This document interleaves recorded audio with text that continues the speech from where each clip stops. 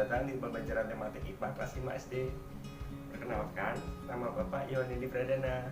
Hari ini, Bapak akan memberikan materi tentang sistem pencernaan pada manusia. Bagaimana kabar kalian semua, anak-anak kelas 5? Semoga kita semua selalu dalam keadaan sehat walafiat dan selalu semangat dalam belajar ya. Hari ini Bapak akan membahas materi pembelajaran mengenai pencernaan pada manusia. Apakah yang dimaksud dengan pencernaan? Pencernaan merupakan proses penguraian makanan yang semula kasar menjadi lebih halus. Agar lebih mudah diserap oleh tubuh, makanan yang sudah dicerna akan berubah menjadi sari-sari makanan yang lebih mudah diserap oleh pembuluh darah. Sari-sari makanan tersebut diedarkan ke seluruh bagian tubuh oleh darah, dan proses pencernaan terjadi di dalam saluran pencernaan dan dibantu oleh enzim yang dihasilkan oleh kelenjar pencernaan.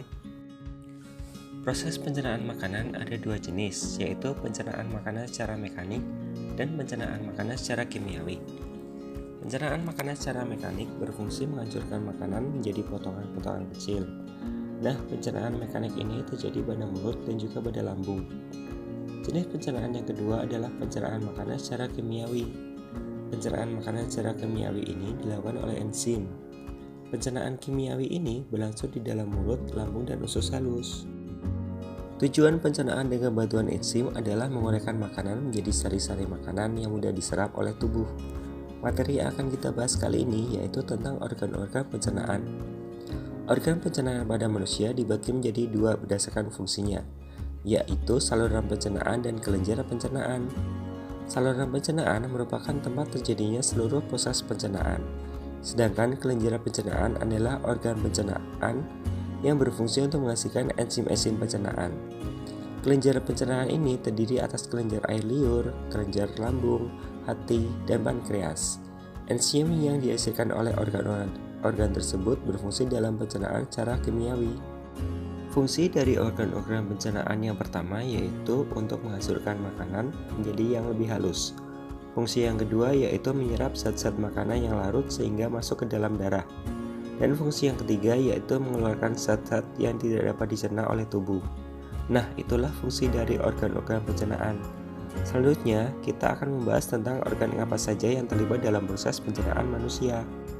Organ pencernaan pada manusia dimulai dari yang pertama, yaitu yang disebut dengan rongga mulut. Proses pencernaan manusia dimulai dari waktu makanan digigit, dikunyah, dan dihaluskan di dalam mulut. Makanan yang bercampur dengan air liur akan dipecah menjadi potongan-potongan yang lebih kecil oleh gigi, sehingga menjadi lebih lunak dan mudah ditelan. Di dalam rongga mulut terjadi proses pencernaan secara mekanik dan kimiawi. Bagian yang berfungsi mencerna makanan di rongga mulut adalah gigi, lidah, dan air liur. Gigi dan lidah berfungsi mencerna makanan secara mekanik, sedangkan air liur berfungsi mencerna makanan secara kimiawi. Gigi berfungsi untuk menghancurkan makanan, lidah berfungsi untuk mengatur letak makanan pada saat mengunyah dan membantu menelan makanan. Fungsi lain dari lidah yaitu mengecap rasa makanan. Permukaan lidah kita dapat mengecap berbagai rasa, yaitu rasa manis, pahit, asam, dan asin. Di bawah lidah juga terdapat kelenjar air liur. Air liur ini menghasilkan enzim amilase atau petialin. Enzim amilase ini berfungsi untuk mengubah zat tepung atau amilum menjadi maltosa. Organ pencernaan yang kedua yaitu kerongkongan. Makanan dan minuman yang ditelan akan melewati kerongkongan. Kerongkongan adalah saluran yang panjangnya sekitar 25 cm dan berfungsi untuk menyalurkan makanan dan minuman dari mulut ke dalam lambung. Di dalam saluran kerongkongan ini terdapat otot-otot khusus menyerupai katup. Katup ini berfungsi untuk memastikan makanan atau minuman yang sudah mencapai lambung tidak naik kembali ke kerongkongan atau ke mulut. Di dalam kerongkongan terjadi gerakan peristaltik, yaitu gerakan meremas-remas yang dilakukan oleh dinding kerongkongan. Gerakan inilah yang membuat makanan terdorong masuk ke dalam lambung. Organ pencernaan yang ketiga disebut dengan lambung. Lambung terletak di dalam rongga perut sebelah kiri atas. Di dalam lambung, makanan dicerna kembali secara mekanik dan kimiawi. Pencernaan secara mekanik dilakukan oleh dinding lambung dengan cara meremas dan mengaduk makanan. Pencernaan kimiawi dilakukan oleh zat-zat yang dihasilkan oleh kelenjar lambung. Kelenjar lambung menghasilkan enzim pepsin, enzim renin, dan asam klorida. Enzim pepsin berfungsi untuk memecah protein menjadi pepton. Enzim renin berfungsi untuk mengendapkan protein susu menjadi kasein. Sedangkan asam klorida berfungsi untuk mengasamkan makanan dan membunuh kuman yang masuk bersama makanan. Di dalam lambung, makanan akan dibuat menjadi cairan pekat atau berupa pasta, dan selanjutnya akan didorong ke usus halus. Bagian organ pencernaan berikutnya disebut dengan usus halus. Makanan yang sudah menjadi pasta di dalam lambung akan didorong ke usus halus. Usus halus merupakan usus terpanjang dalam saluran pencernaan, yaitu panjangnya 6 hingga 7 meter. Di dalam usus halus ini dihasilkan enzim yang berguna untuk mencerna hasil pencernaan lambung yang masuk ke usus halus. Adapun enzim-enzimnya yaitu yang pertama adalah enzim maltase yang berfungsi menguraikan maltosa menjadi glukosa.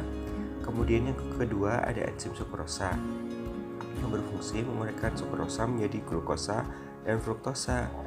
Yang ketiga ada enzim laktase yang berfungsi menguraikan laktosa menjadi glukosa dan galaktosa. Sedangkan enzim yang keempat yaitu enzim tripsin yang berfungsi menguraikan pepton menjadi asam amino.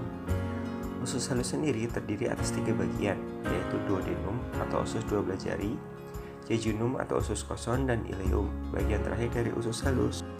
Duodenum bertanggung jawab untuk melanjutkan proses pemecahan makanan, sedangkan jejunum dan ileum bertanggung jawab untuk proses penyerapan nutrisi atau sari-sari makanan dalam aliran darah dan menyalurkannya ke seluruh tubuh melalui aliran darah.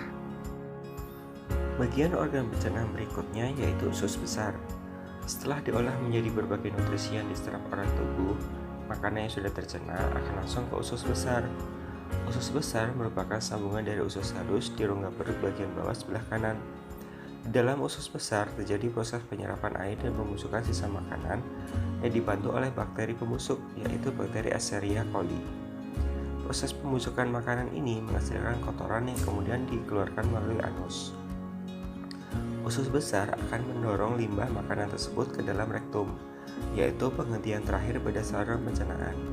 Ketika rektum sudah terisi penuh dengan tinja dan di dalamnya siap dikeluarkan melalui anus, kamu akan merasakan mulas dan muncul dorongan untuk buang air besar.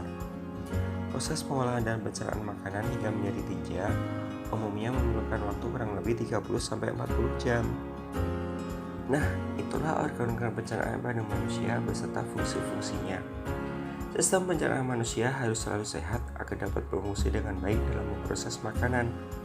Sistem pencernaan manusia merupakan salah satu sistem organ yang memiliki fungsi penting. Berkat kerja sistem organ ini, kamu dapat memperoleh nutrisi dan energi dari makanan dan minuman yang kamu konsumsi. Sekian video pembelajaran kali ini tentang sistem pencernaan pada manusia. Jika ada yang kurang jelas, bisa bertanya langsung kepada Bapak ya. Semoga video pembelajaran kali ini bisa menambah minat dan motivasi kalian dalam belajar, khususnya materi pencernaan pada manusia.